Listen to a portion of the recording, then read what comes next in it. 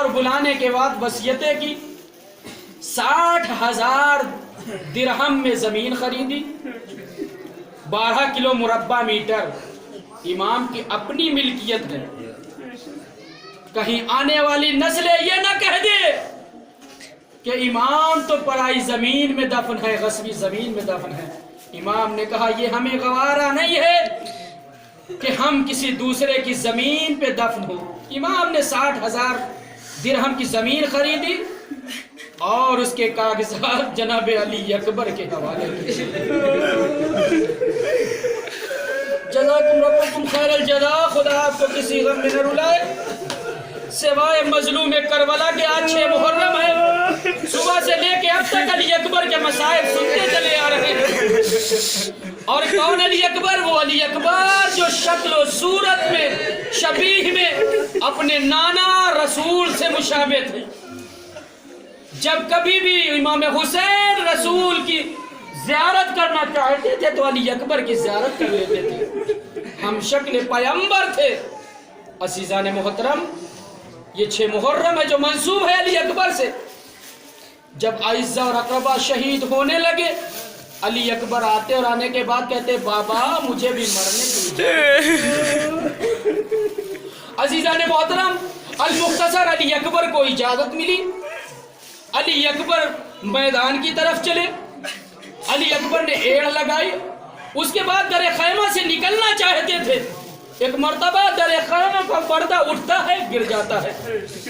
جیسے ہی باہر نکلتے ہیں اب تو راوی کہتا ہے کہ 4 سال کی بچی ہی ابا کے دامن کو پکڑ لیتی ہے اور کہتی ہے بھیا آپ بہن صغرا کو مدینے چھوڑ کے آئے ہیں، میں یہاں ہوں. صبح سے جو بھی گیا وہ واپس نہیں آیا. عزیزان محترم، علی اکبر چلے اور چلنے کے بعد میدان قتال میں جنگ کرنا شروع کر دیتے ہیں. اور اس کے بعد ایک مرتبہ واپس آتے اور آنے کے بعد کہتے ہیں آقا مجھے پیاس کی شدت ہے. ایک مرتبہ امام حسین علیہ السلام نے سر کو جھکا لیا. مظلوم امام ہے، کیا جواب دے؟ کہا بیٹا تم نے اس وقت سوال آب کیا ہے جب تیرا بابا اتنا مجبور ہے کہ ایک قطرے آب بھی نہیں ہے.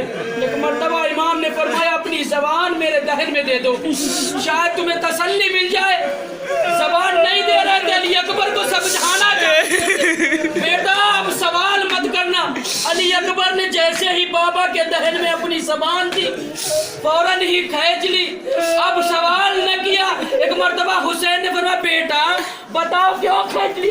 کہا بابا آپ کی زبان میں تو کانٹے پڑ گئے ہیں، بابا آپ کی زبان میں کانٹے پڑ گئے ہیں. عزیزان محترم، پھر علی اکبر میدان قتال میں آئے. آنے کے بعد جنگ کرتے کرتے ایک مرتبہ عمر سعد نے اعلان کیا یہ بنو ہاشم کا شہر ہے، اس کو چاروں طرف سے گھیر کے حملہ کرو. ایک مرتبہ جب حملہ ہوا سنان بن انس پہ، حسین ابن نبیر پہ خدا لعنت کرے، ایک مرتبہ پرچھی ماری. علی اکبر گھوڑے پہ نہ سمجھ سکے، زمین پہ تشریف لائے، آواز دی السلام علیکہ یا ابا عبداللہ، بابا میرا سلام قبول کیجئے. ہر گرنے والا مدد کے لیے بلا رہا تھا. علی اکبر نے سلام کیوں کہا؟ شاید علی اکبر جواب دے ضعیف باپ ہے، جوان بیٹا ہے، باپ یہ برداشت نہیں کر سکتا کہ باپ کے سامنے علی اکبر دم توڑے. جزاکم ربکم خیر الجزا. حسین چلے، کبھی گرتے ہیں کبھی اٹھتے ہیں، کبھی گرتے ہیں کبھی اٹھتے ہیں. ایک مرتبہ راوی کہتا ہے کہ میں نے کہا ہے حسین آپ کبھی اٹھتے ہیں کبھی گرتے ہیں، اس کا مطلب کیا ہے؟ کہا تمہیں نہیں معلوم؟ علی اکبر نے جب استغاثہ بلند کیا، سلام آخر کیا، میری آنکھوں کی بینائی چلی گئی، مجھے کچھ دکھائی نہیں دیتا. سرہانے آئے علی اکبر کے اور آنے کے بعد کہا بیٹا سینے پہ ہاتھ کیوں ہے؟ کہا سینے میں برچھی ہے. ایک مرتبہ مولا بیٹھ کر بیٹھنے کے بعد آستینوں کو چڑھایا، ایک گھٹنے کو خاک کربلا پہ رکھا، ایک ہاتھ سے علی اکبر کے سینے پہ رکھا، برچھی کی علی کو نکالا. بابا در